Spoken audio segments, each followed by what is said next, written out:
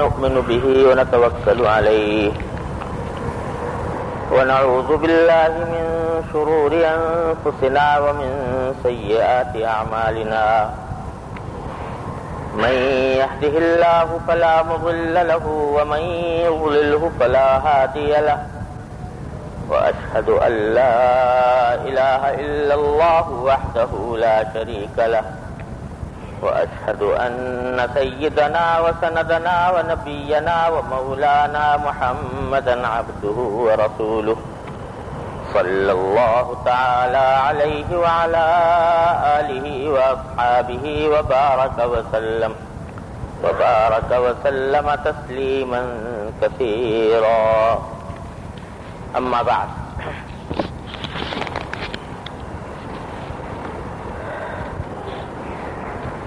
عن حكيم بن سعد قال سمعت عليا رضي الله تعالى عنهم يقول لا تكونوا عجلا مذايع بزرا فإن من ورائكم بلاء مبرحا مفلحا وأمورا متماحلة ردوحا.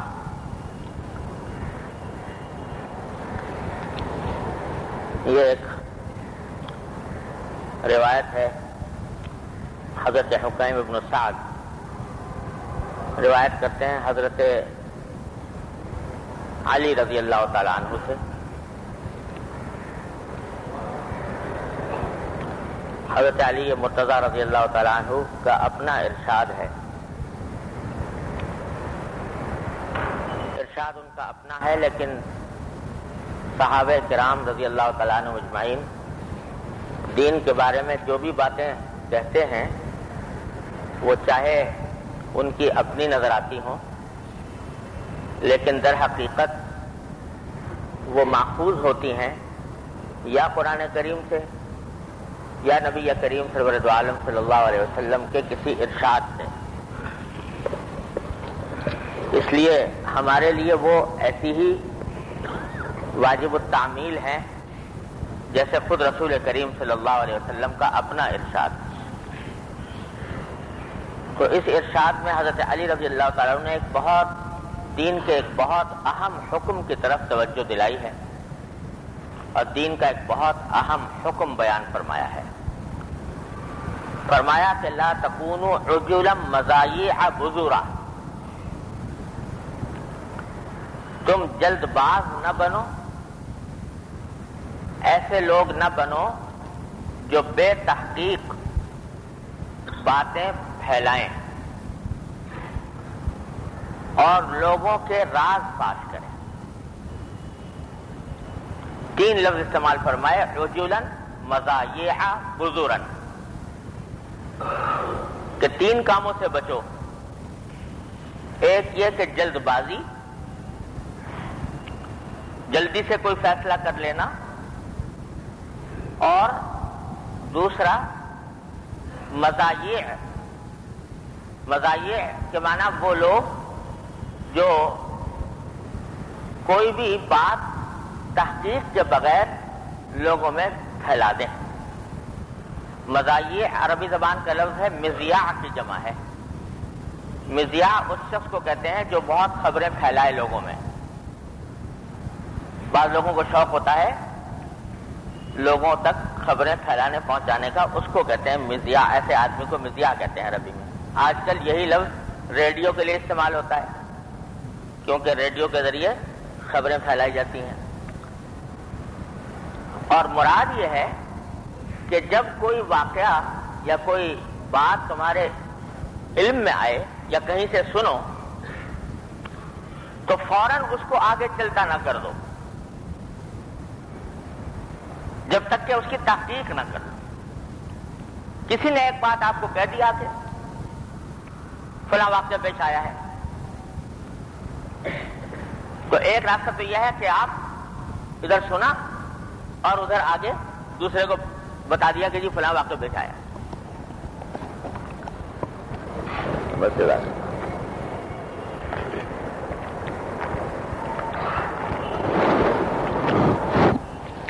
بس بات سنی اور سن کر آگے چلتی کر دی، تحقیق نہ کی کہ یہ بات جو پہنچی ہے واقعی صحیح ہے یا غلط ہے، اور کس حد تک صحیح ہے کس حد تک غلط ہے، اس کی تحقیق کیے بغیر آگے لوگوں کو پہنچانی شروع کر دی، یہ کام شریعت کے اعتبار سے ناجائز ہے۔ یہ یہاں تو حضرت علی رضی اللہ تعالیٰ عنہ کا اپنا ارشاد منقول ہے، لیکن ایک حدیث بھی ہے خود رسول کریم سرور دو عالم صلی اللہ علیہ وسلم کی۔ آپ نے ارشاد فرمایا کہ کفا بالمرء کذبا ان یحدث بکل ما سمع، انسان کے جھوٹا ہونے کے لیے اتنا کافی ہے کہ وہ جو بات بھی سنے وہ دوسروں کو سنانا شروع کر دے، بغیر تحقیق کیے ہوئے دوسروں کو سنانا شروع کر دے۔ جو آدمی ایسا کرے گا وہ بالآخر جھوٹا ہی سمجھا جائے گا، یعنی اس کے اوپر وہی احکام لاگو ہوں گے جو جھوٹے آدمی پر ہوتے ہیں۔ وہ اگر یہ کہے کہ صاحب میں نے اپنی طرف سے تو کہا نہیں، میں نے تو فلاں سے سنا تھا اس لیے کہہ دیا، تو یہ عذر اس کا اس لیے قابل قبول نہیں کہ شرعی اعتبار سے تمہارے ذمے واجب تھا کہ دوسرے لوگوں تک اس بات کو پہنچانے سے پہلے اس کی تحقیق کر لو کہ وہ صحیح ہے یا غلط۔ اور اس حکم کے ذریعے رسول کریم سرور دو عالم صلی اللہ علیہ وسلم نے معاشرے کے ایک بہت بڑے فساد کا دروازہ بند کیا، اور وہ فساد ہے جو افواہ ترازی سے پیدا ہوتا ہے، افواہیں پھیلانا۔ تو ذرا سی بات کہیں سے سنی اور لوگوں میں پھیلانی شروع کر دی۔ ان افواہوں کے نتیجے میں بسا اوقات معاشرے کے اندر لڑائیاں پیدا ہوتی ہیں، جھگڑے پیدا ہوتے ہیں، منافرتیں پیدا ہوتی ہیں، عداوتیں پیدا ہوتی ہیں، اور نہ جانے کتنے فتنے اس سے پیدا ہوتے ہیں۔ قرآن کریم میں بھی اس کا حکم آیا ہے۔ بعض منافقین کی عادت تھی یہ کہ خاص طور سے جنگ کے موقع پر جب کافروں سے جنگ ہو رہی تو وہ ایسی بے سروپا افواہیں لوگوں میں پھیلا دیتے تھے۔ کبھی کہہ دیا کہ بھئی دشمن کے پاس بہت بڑی کمک آ رہی ہے اور بہت بڑی فوج اس کی مدد کے لیے آنے والی ہے، تو لوگوں میں خوف و ہراس پیدا کر دی۔ کبھی اس طرح کی خبر اڑا دی کہ فلاں آدمی کا انتقال ہو گیا، اب وہ جن لوگوں کو اس آدمی کے ساتھ تعلق محبت تھی یا سمجھتے تھے کہ بھئی یہ جنگ کے موقع پر کام آئیں گے، تو ان کو جب یہ خبر ملے گی تو ان کے دل پر ایک افسردگی پیدا ہو گئی۔ اس طرح کی افواہیں وہ پھیلایا کرتے تھے منافقین۔ تو قرآن کریم نے اس کے اوپر باقاعدہ ایک آیت نازل فرمائی،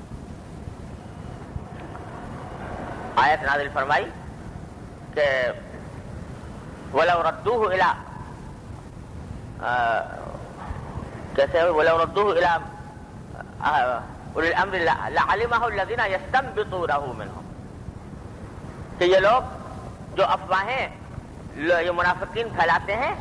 تو بہت سے لوگ اس کے اوپر یقین کر لیتے ہیں اور یقین کر کے اس کو اور آگے بڑھا دیتے ہیں۔ حالانکہ اگر یہ جو کوئی افواہ سنتے تو بجائے اس پر یقین کرنے کے اور اس کو آگے بڑھانے کے، یہ جو اہل علم ہیں ان کے پاس لے جا کر بیان کرتے کہ صاحب ایسی افواہ ہم نے سنی ہے، تو وہ اہل علم جو ہیں وہ تحقیق کر لیتے اور تحقیق کر کے ان کو صحیح صورتحال سے باخبر کر دیتے۔ قرآن کریم میں یہ آیت نازل ہوئی ہے باقاعدہ اسی کام کے لیے۔ تو معلوم ہوا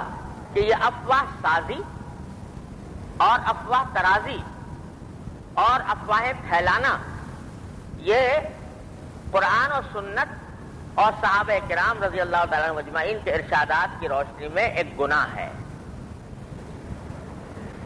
کوئی بات جو سنو اس کو بغیر تحقیق کے آگے مت پھیلاؤ۔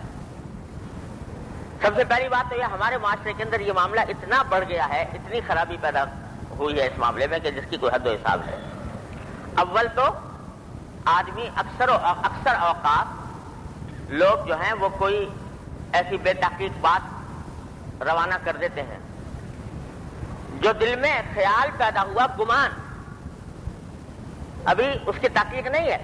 صحیح پتہ نہیں ہے، محض ایک خیال آیا کہ شاید ایسا ہوا ہوگا، اس گمان کی بنیاد پر اس کو ایسا ذکر کر دیتے ہیں جسے واقعی انہوں نے آنکھوں سے دیکھا ہے۔ تجربہ کر لو کہ اگر چوراہے کے اوپر آپ کو کوئی مجمع نظر آئے اور دیکھیں لوگ جو ہیں وہ کسی طرف جا رہے ہیں دوڑے ہوئے اور وہاں پر ایک مجمع لگا ہوا ہے، تو چند لمحوں کے اندر آپ کو مختلف باتیں سنائی دیں گی۔ کوئی کہے گا جی ایکسیڈنٹ ہو گیا ہے، کوئی کہے گا دو آدمیوں میں جھگڑا ہو گیا ہے، کوئی کہتا فلاں نے فلاں کو مار دیا ہے۔ یہ باتیں کہاں سے سن لیتے ہیں کہ کسی کے دل میں یہ خیال اور گمان پیدا ہوا کہ یہ جو اتنا بڑا مجمع اکٹھا ہے تو اس مجمع کی شاید یہ وجہ ہوگی کہ ایکسیڈنٹ ہو گیا، تو خیال آیا ایک احتمال کے طور پر کہ شاید ایکسیڈنٹ ہو گیا ہو۔ اب وہ اس واقعے کو ایک حقیقت بنا کر لوگوں سے یہ ایکسیڈنٹ ہو گیا، اب جس نے سنا وہ دوسرے کو کہہ دے گا یہ ایکسیڈنٹ ہو گیا۔ تو جو اپنا گمان تھا محض، ابھی اس کی تحقیق نہیں ہوئی تھی، واقعہ دیکھا نہیں تھا اور اس کو آگے بیان کرنا شروع کر دیا، اور دوسرے نے بھی جب سنا تو کسی تحقیق کی ضرورت نہیں سمجھی اور آگے بیان کرنا شروع کر دیا۔ اسی کو رسول کریم سرور عالم صلی اللہ علیہ وسلم نے فرمایا کہ کفا بالمرء کذبا ان یحدث بکل ما سمع۔ کوئی بھی بات اللہ تبارک و تعالیٰ نے تمہیں زبان جو دی ہے وہ اتنی بڑی نعمت ہے کہ اس نعمت کا شکر ادا نہیں ہو سکتا۔ اللہ تعالیٰ نے قوت گویائی کی عطا فرمائی ہے، اپنے ما فی الضمیر کو ظاہر کرنے کا ایک راستہ اللہ تعالیٰ نے تمہیں عطا فرمایا ہے۔ اس کی قدر اس لیے نہیں ہوتی کہ بغیر کسی محنت کے، بغیر پیسے کے مل گئی ہے زبان، مفت۔ قدر اس سے پوچھو جو گونگا ہے، قدر اس سے پوچھو کہ جس کی زبان جو ہے وہ کسی بیماری کی وجہ سے گویائی کی قوت سے محروم ہو گئی ہے، بول نہیں سکتا۔ آپ اندازہ نہیں کر سکتے اس بے چینی کا جو انسان کو اس وقت ہوتی ہے کہ منہ سے کوئی بات کہنا چاہتا ہے مگر کہہ نہیں سکتا۔ ایسے لوگوں کا کبھی عبرت کی نگاہ سے دیکھا کرو، ایسے لوگوں کو کہ فالج پڑ گیا زبان کے اوپر، العیاذ باللہ۔ اب اپنے جذبات کا اظہار کرنا چاہتا ہے، کوئی اپنی ضرورت پہ بیان کرنا چاہتا ہے، لیکن قدرت نہیں ہو رہی، زبان لڑکھڑاتی ہے۔ ایسے نہ جانے کتنے لوگ ہم نے دیکھے ہیں، اور میں نے دیکھا ہے کہ بیان کرنا چاہتا ہے، کوئی اپنی بات کہنا چاہتا ہے مخاطب سے اور کہہ نہیں پاتا، تو اس کی بے چینی اور بےتابی میں اپنا آپ کو پیٹتا ہے کہ میں کس طرح اپنا مطلب اس کے اوپر واضح کروں۔ اللہ جل جلالہ نے اپنے فضل و کرم سے یہ خودکار مشین عطا فرما رکھی ہے۔ اگر خدا نہ کرے اللہ تعالیٰ محفوظ رکھے ہر مسلمان کو، اگر خدا نہ کرے گویائی کی قوت سلب ہو جائے، بولنے کی قوت نہ رہے، فالج پڑ جائے، جی، تو اس زبان کی گویائی واپس لانے کے لیے انسان اپنی ساری دولت قربان کرنے کو تیار ہو جائے گا۔ اگر کوئی ڈاکٹر یہ کہے کہ بھائی تمہارا علاج کروں گا لیکن اس علاج کے بدلے میں تمہیں اپنی ساری دولت دینی ہوگی، جتنی کمائی ہے ساری خرچ کرنی ہوگی،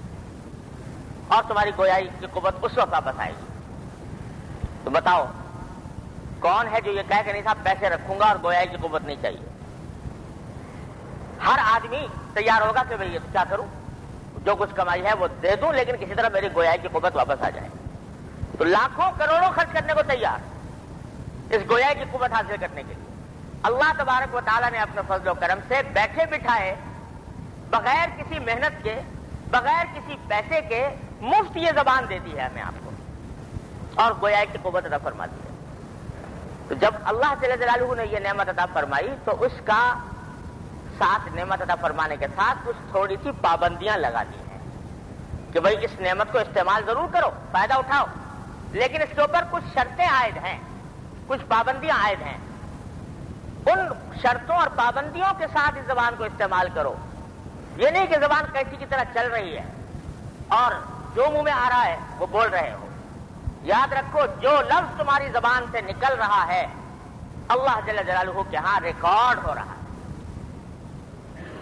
محفوظ ہو رہا ہے. یہ ٹیپ ریکارڈر اور یہ کیا ہوتے ہیں گرام فون, یہ تو بعد میں ایجاد ہوئے, لیکن قرآن نے 1400 سال پہلے فرمایا تھا کہ وَمَا يَلْفِظُ مِنْ قَوْلٍ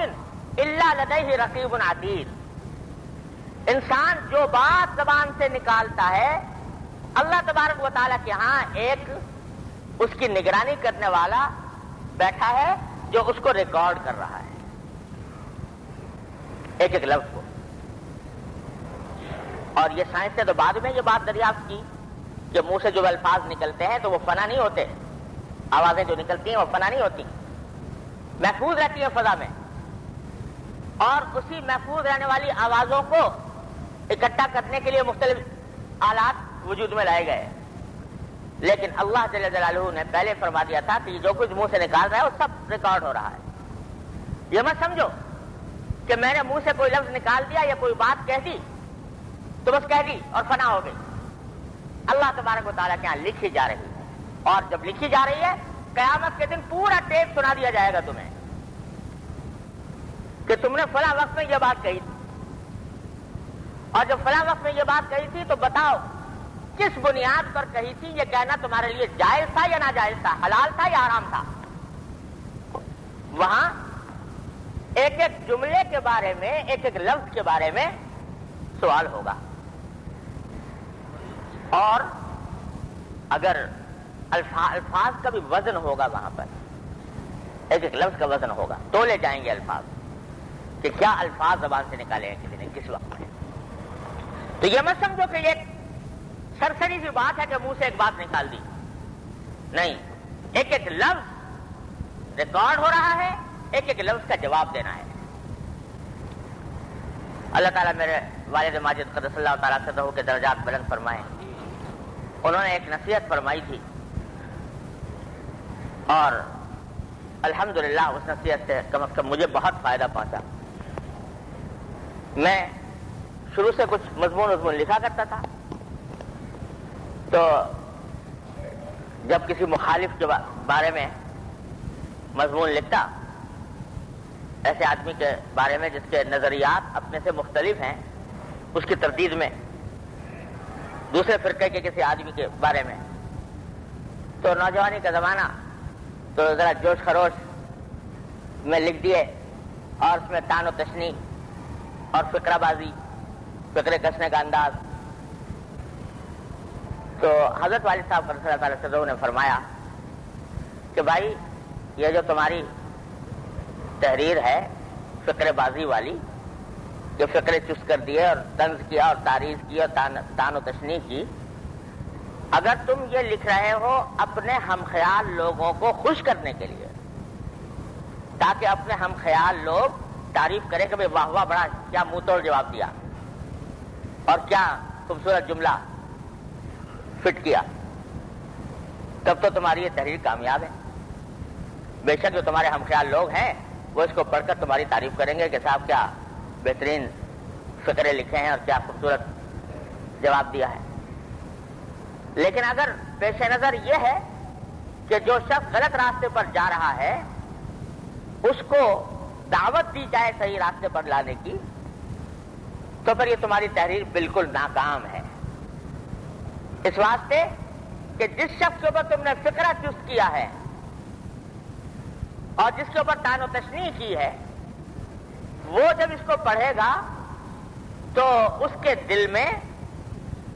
ایک جواب دہی کا جذبہ پیدا ہوگا اور وہ سمجھے گا کہ یہ میرا دشمن ہے. لہذا وہ ٹھنڈے دل سے اس پر غور کرنے کے بجائے اس کے دل میں اور ضد پیدا ہو جائے. اور فرمایا کہ پیغمبروں کا طریقہ کار یہ نہیں. انبیاء کرام علیہم الصلوۃ والسلام جب کسی کو دعوت دیتے ہیں تو وہ فقرے چست نہیں کرتے, وہ طنز اور تعریض اور تان و تشنیع کا انداز اختیار نہیں کرتے. موسیٰ علیہ السلام جیسے پیغمبر فرعون جیسے گمراہ کے پاس جا رہے ہیں تو اللہ تبارک و تعالیٰ ان سے بھی فرما رہے ہیں کہ قولا لہو قولا لینا، کہ جا کر نرم بات کرنا۔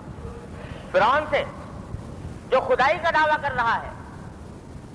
اس کے بارے میں قرآن کہتا ہے کہ ہم نے موسیٰ اور ہارون علیہ السلام سے کہا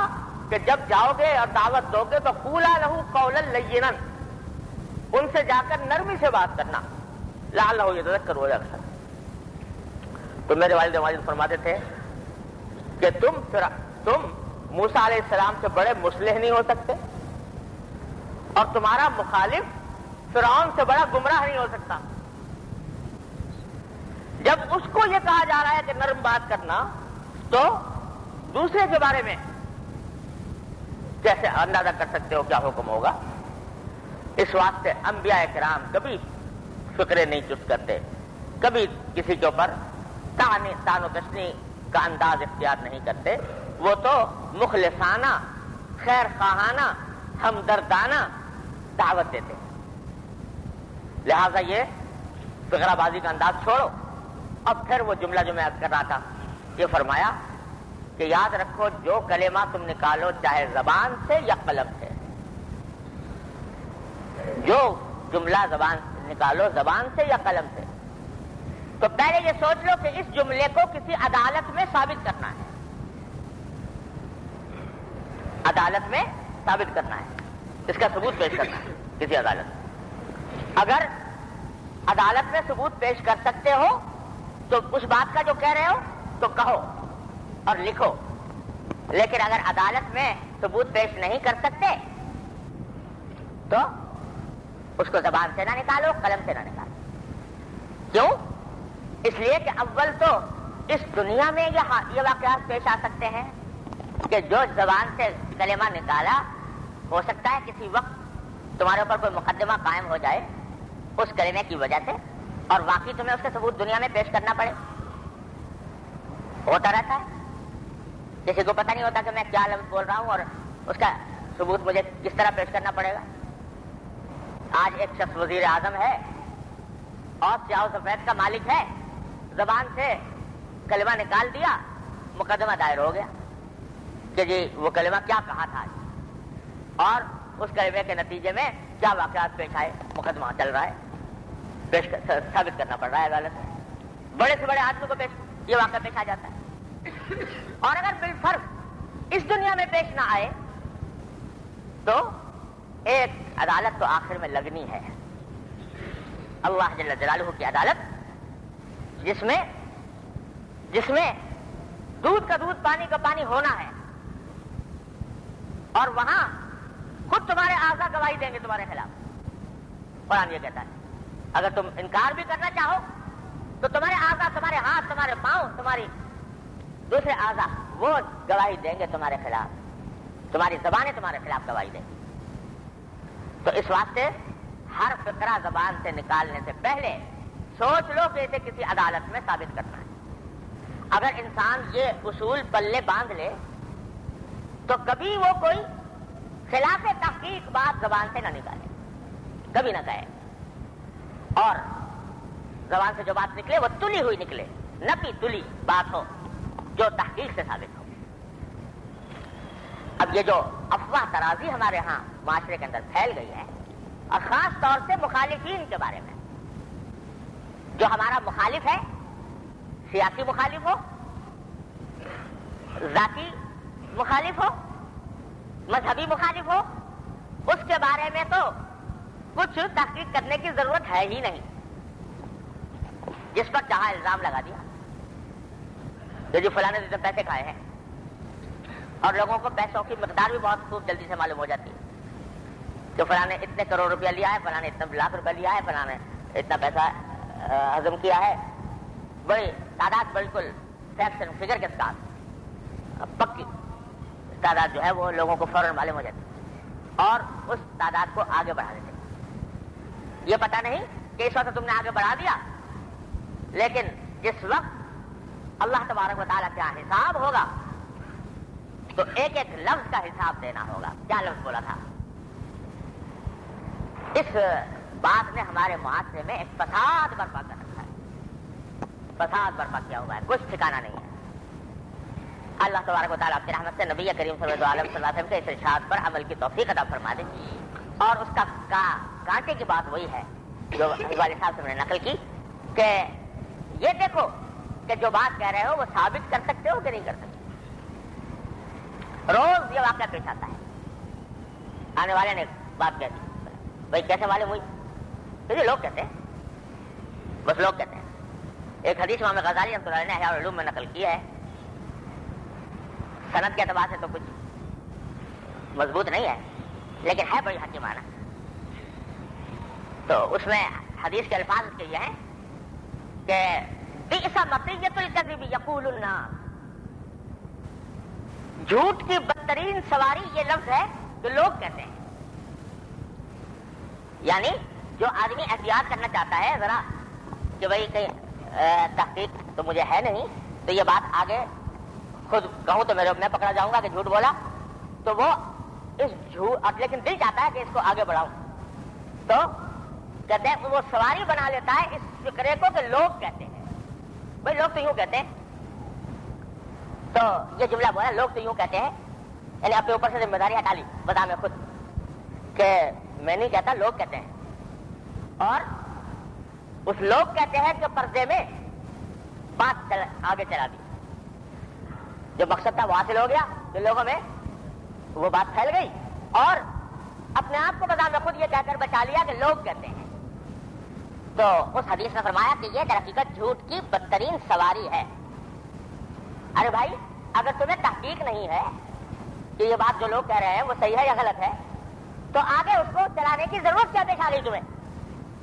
کس ڈاکٹر نے تمہیں مشورہ دیا کہ اس کو آگے بڑھاؤ؟ جب تحقیق نہیں تو خاموش رہو, لوگوں کے حوالے سے بھی مت کہو جب تک تحقیق نہ ہو.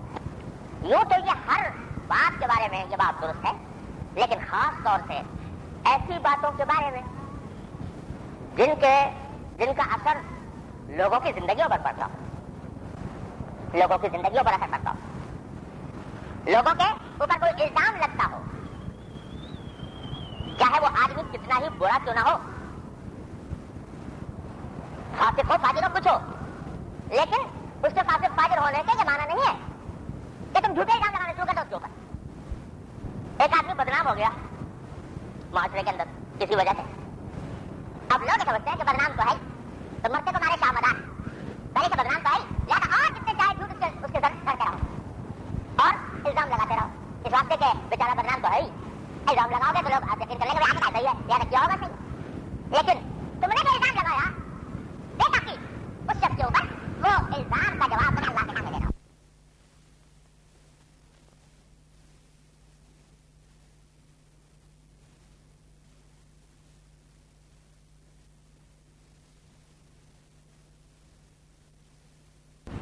ظالمانہ کارروائیوں میں بدنام ہے,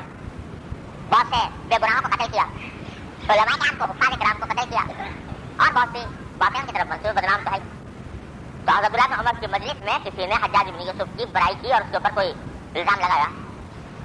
حضرت عبداللہ بن عمر رضی اللہ عنہ نے فرمایا کہ یاد رکھو یہ جو تم حجاج بن یوسف کی برائی کر رہے ہو یا اس کے اوپر کوئی الزام عائد کر رہے ہو, یہ مت سمجھنا کہ چونکہ حجاج بن یوسف ظالم و جابر مشہور ہے لہذا اس کی غیبت حلال ہو گئی یا اس کی آبرو حلال ہو گئی اور تم جو چاہو الزام لگاتے رہو. یاد رکھو اگر اللہ تبارک و تعالی حجاج بن یوسف سے ان سینکڑوں بے گناہوں کا حساب لے گا جس کا خون اس کی گردن پر ہے, جس طرح ان کا حساب لے گا, یاد رکھو تمہارے اس جملے کا بھی حساب لے گا کہ حجاج بن یوسف کے اوپر جو تم نے الزام لگایا یہ صحیح تھا یا غلط تھا, اور اس کی تحقیق تھی کہ نہیں تھی, اور اس کی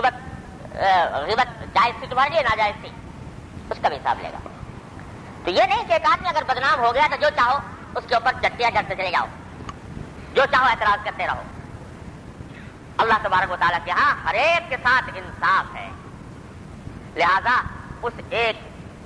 جملے ایک ایک بات تمہاری وہاں پر اللہ تبارک و تعالیٰ کے ہاں پکڑ ہوگی ایک ایک بات کے اوپر. تو اس واسطے یہ دوسروں کے بارے میں خاص طور پر چاہے وہ کتنا ہی, دیکھو آج ہماری مجلسیں سجتی ہیں کہ نا, اور اس میں خاص طور سے آج کل یہ ایک عام رواج ہے کہ سیاسی لوگ جو ہیں بدنام ہو گئے, کوئی حکمران تھا کوئی وزیر تھا، کوئی فلانا تھا،